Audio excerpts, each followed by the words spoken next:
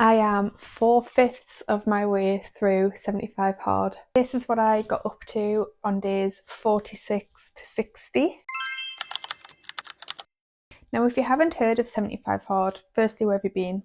Secondly, it is the most intense mental toughness challenge, maybe leaving David Goggins aside, that you'll find on the internet. So hard that people on TikTok have since created 75 medium and 75 soft, because 75 hard is in fact too hard. For me personally though, I like a challenge. I like something that I can get my teeth stuck into. I like doing the things that most people would look at and go, absolutely not. That's not my idea of fun. That's my idea of fun. Like, I've trained for a marathon and ran a marathon. Like, doing a 20-mile training run is no one's idea of fun, but I absolutely loved it. Sort of loved it.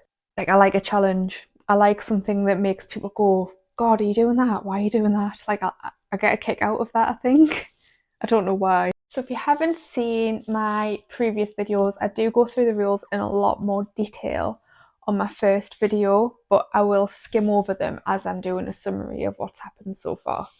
So the first rule of 75 hard is that you have to take a progress picture every day. That's been easy, fine. I do it when I'm getting ready. I tag it onto my day so it doesn't, it's just one of them, like, I've not accidentally missed a day. If you do fail any of these rules as well, you do have to start back at day one, so you kind of can get stuck in a cycle of it. I haven't failed yet, but I don't think I will. I think I enjoy it too much. I'm actually worried for it ending and worried about what I will then do with my time. So yeah, a progress picture every day. I take two. I take one from the front, one from the side, just so I've got those two different comparisons. Yeah, really easy. Another rule of 75 hard is that you have to drink a gallon of water a day, so I am always with my water. This is not mine. Well, it is mine. I've claimed it. It's a fake Stanley cup that my boyfriend got from work. And I get it. I'm living my best basic bitch life with my water in here while I'm working. You have to drink a gallon of water, and a gallon of water is 3.8 litres. So I've just been filling up a litre bottle and just tipping it in here because I think this is 1.2. But yeah, water hasn't been hard. It's not difficult, it's frustrating if you've left it too long and then you're trying to drink your water from like 7 o'clock at night, which I have done a few times, and it's a nightmare because then you're trying to watch something on the telly, you're trying to chill out for the evening, and you just up and down at the toilet all the time. So if you do it, one of my top tips would be to get your water in early so it's not disrupting your whole evening. Another rule of 75 hard is that you're not allowed any alcohol. I don't find this hard this time of year because I don't really have any big events. None of my friends have their birthdays at the beginning of the year, so it's not been too bad. That's been quite easy. I do like to have a drink, but I'm not the kind of person anymore that likes to go out every week and get drunk. Like, it's not my idea of fun anymore. I'll have the odd blowout, maybe one or two a year, but that's about it. The rest of it's literally like a beer garden pint or a glass of wine when we tea, if I fancy it. Or maybe a fruity cider if I'm doing the gardening and the sun's out. But I'm like an old woman now, it's fine. I've come to terms with it, I think. Another rule of 75 hard is that you have to follow a diet. So I am just eating in a calorie deficit. That works for me. You're not allowed any cheat meals. So you could wangle that in a calorie deficit, I suppose. I have had some meals that maybe people would be like, is that a cheat meal? But to me, a cheat meal would be starving myself for the whole day to have a blowout at the end of the day using my full calorie allowance. As long as I'm spacing it out between meals and I'm not going over that, then to me, I've stuck to my diet. But other people might want to be stricter with that. It's entirely up to you, but I want it to be sustainable, and I know that that does work for me. I'm going to do an overview of the food that I have been eating during this period, and then we will get on and cover the rest of the rules and what I've been doing for those. So for breakfasts, this time around, during this 15-day period, I had toast 5 times. Now, toast is not the most nutritional breakfast, I get that, but I work from home and my job is really busy. I'm the only person that does my job in the whole of the organisation that I work in, which is like 20,000 staff, so my inbox is mental on top of my workload.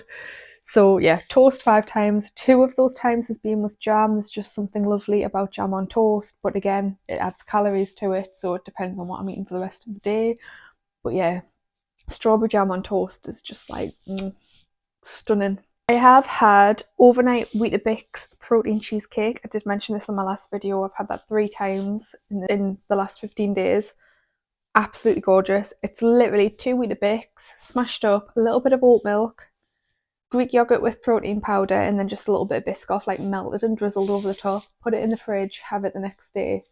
And I mean, it's not fully cheesecake, I get it, but it's like layered like a cheesecake, and it's just really nice. It's like a really nice treat for your breakfast, and it's got like protein powder in, so it's high in protein, so it's a winner. I've also had 2 protein pots from Aldi for my breakfast. They're just like the little yogurt pots that you get.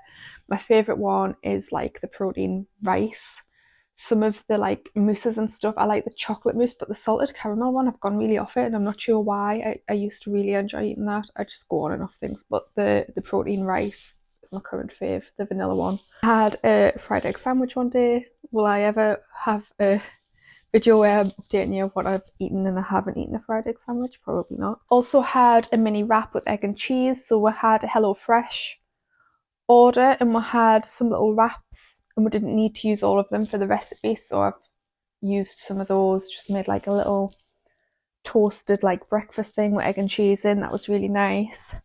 I've had a bagel on one of these days. I've had Weetabix and yogurt, which is a new thing for me that I haven't really had before. Asda sent us a full fat Greek yogurt on the shop, and I wanted like a fat-free one, but I didn't want to waste it because I'd already brought it home before I'd realised. So I'd just been using that, having it alongside some Weetabix. It was nice. I don't know what it was. I went through a bit of a moment with it. I also had a breakfast muffin with egg, veggie sausage and cheese. I do like a bigger breakfast on a weekend, something that's not just a quick grab. Also means that like I can space it out a little bit better and like space my calories out, if that makes sense. Because I tend to have a lower calorie breakfast and then they get higher, but on a weekend I do like to space them out. I don't know, I'm strange like that. Moving on to my dinners for the last 15 days. So I did do another chicken sausage meal prep. So this is literally chicken sausages, some passata, a couple of different kinds of beans, loads of veggies and some spices, just all cooked together and simmered down. I like to add barbecue sauce because I like a little barbecue flavour into it. Really nice, keep it in the fridge, and it's just really easy to get, and it's quite low in calorie for the volume of food that you get, which is really good. I've had a jacket potato with cottage cheese 3 times. I did drizzle a little bit of hot honey on top of this just to make it a little bit less boring. I had a really busy week and didn't have time to meal prep for my lunches for work, so I just kind of grabbed some jacket potatoes, chucked them in the air fryer, went back, did some more work, and then got them out and threw some cottage cheese on them. Really easy, really quick, not bad on the calories. I thought the cottage cheese would be higher in protein, but by the time I'd weighed it out and put on what I was having, it wasn't the most high protein meal. I don't know why people bang on about cottage cheese being really high in protein, because it's not. I don't know. I don't understand. I had noodles and stir fry mix twice. I had a protein pot and crisps one day. I think this might have been on one of my bigger breakfast days because that's not really a lunch. I had a veggie sausage and egg wrap one day. And then another day I had a katsu curry rice pot. So this rice pot I bought to go into work. I had an office day a couple of weeks ago and I forgot to take it in. So it was just in the cupboard. So I just had it one day. And it's just, you know, like the pots that you add hot water to. And for some reason it gave us a really bad head. Like I had such a bad head. I don't know if it's like something that they add to it. I don't know. It gave us a headache. And I used to be quite a headachy kind of girl. But since I've been doing 75 hard and drinking all my water, I haven't been getting headaches. So to get one after I'd eaten that seems like suspicious. I'm blaming the rice pot. I just feel like there was something in it that my brain didn't agree with.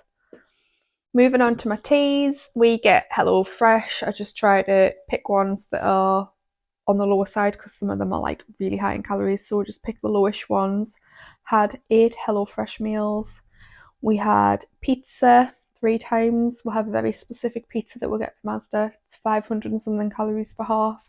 Because I know it's like, oh, pizza on a diet, you can't eat that. But actually, it's probably the lowest calorie teas that we have. So I'm going to enjoy it. It feels like a treat, but I'm still on plan. So that's good. On plan?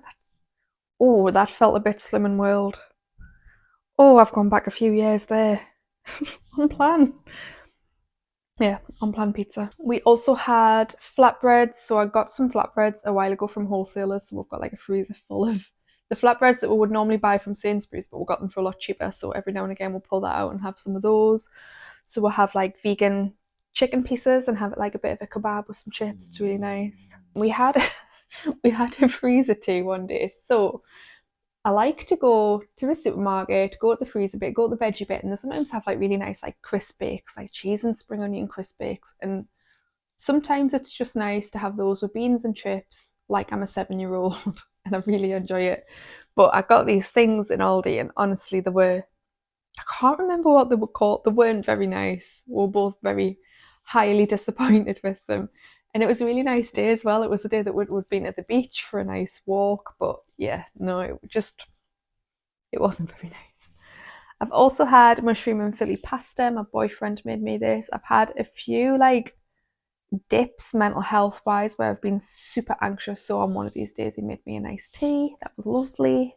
Snack wise, again, stuff from the wholesalers that I'm just working my way through. So I was eating a lot of Popworks crisps. I had these 7 times in the last 15 days.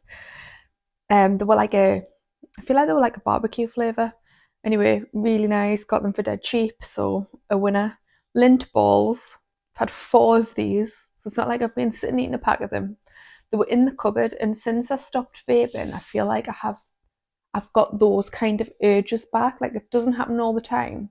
Say I've opened the cupboard for something else and I see them. I'm like checking my fitness pal. Do I have enough calories for one of these little chocolate balls? I had 4 of them.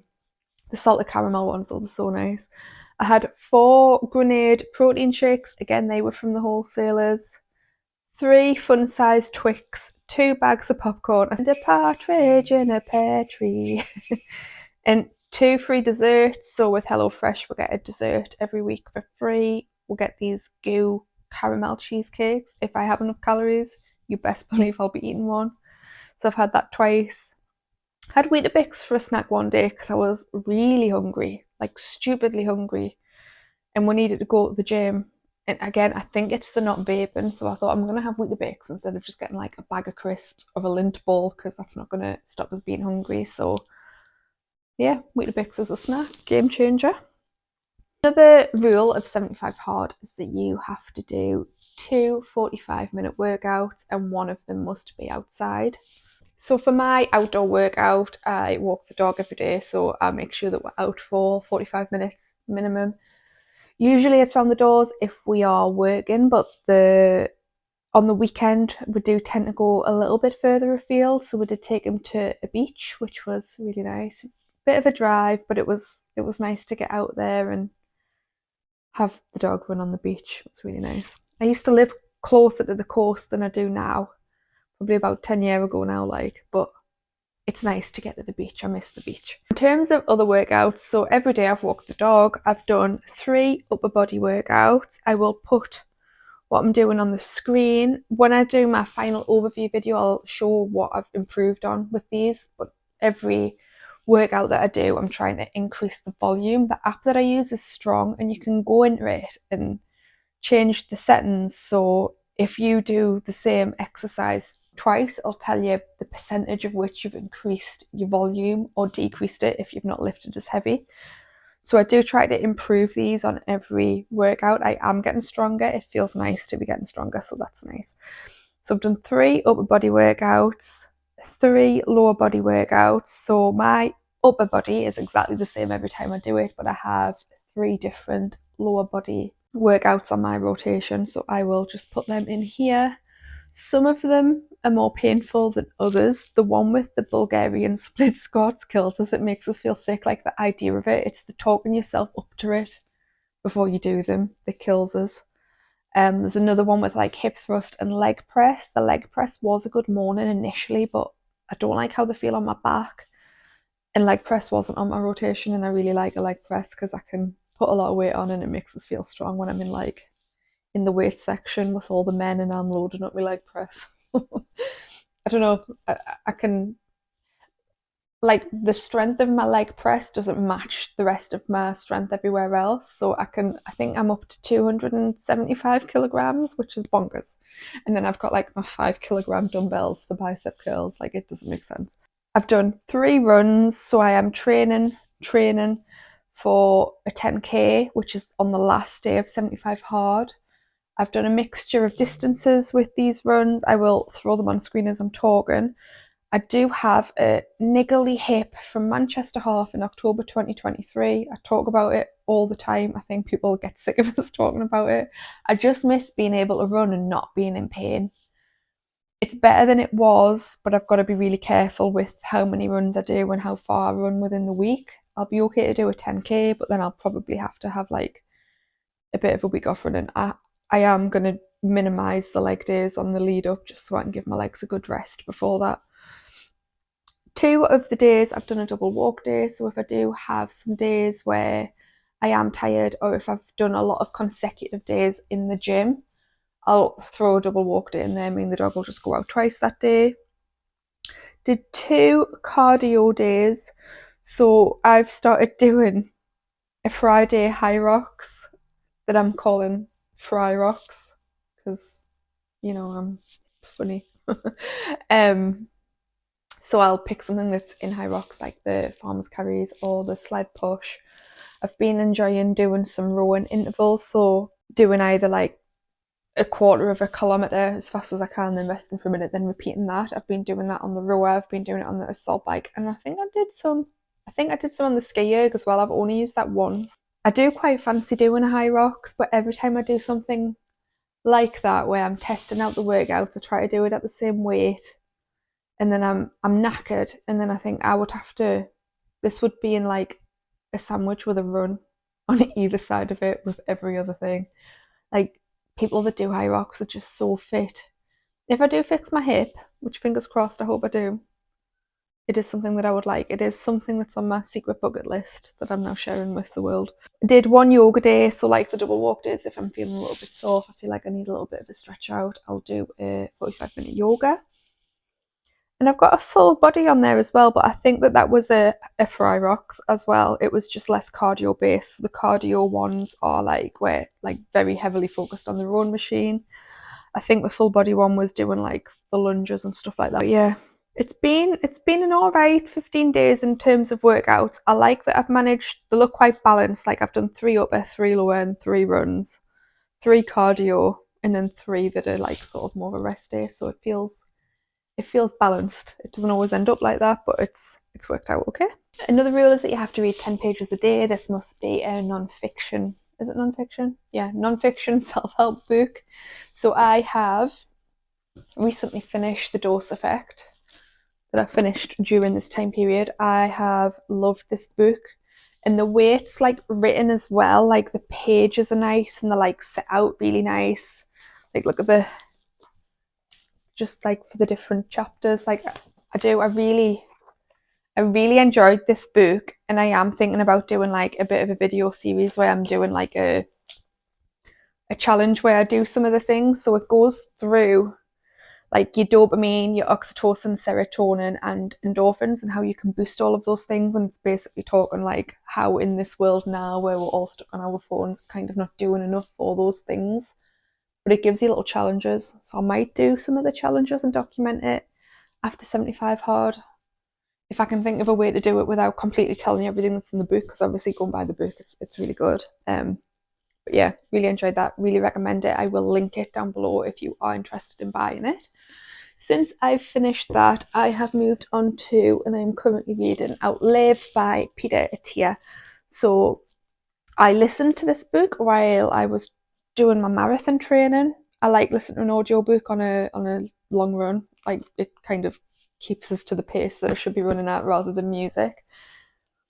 But this is really good, and it's kind of about the illnesses that people die from. Firstly, how we can not prevent it but prolong our health. What is that? So there's health span and lifespan. Lifespan is how long you live for, health span is how long you are healthy for. So a lot of people get to the end of their life, and the last 10 or 20 years they really decline. So this is just about how how you can avoid that. I did enjoy listening to it, so I thought I'll get it to read. In the first section of the book, which I am still in, is very sciencey, so it's a tough read. He does try and simplify it into layman's terms, but there's only so much you can do with that. Like it is, some of it is quite complicated, but I am enjoying it. I do like it. I am looking forward to getting on to the next section of the book where it talks about things you can do for this. So, Centurion Decathlon. So it's like things that you should be able to do to live the rest of your life. So it's things like hike 1.5 miles on a hilly trail, pick up a young child off the floor, like things that you need to do to live a good life. So yeah, really enjoying this.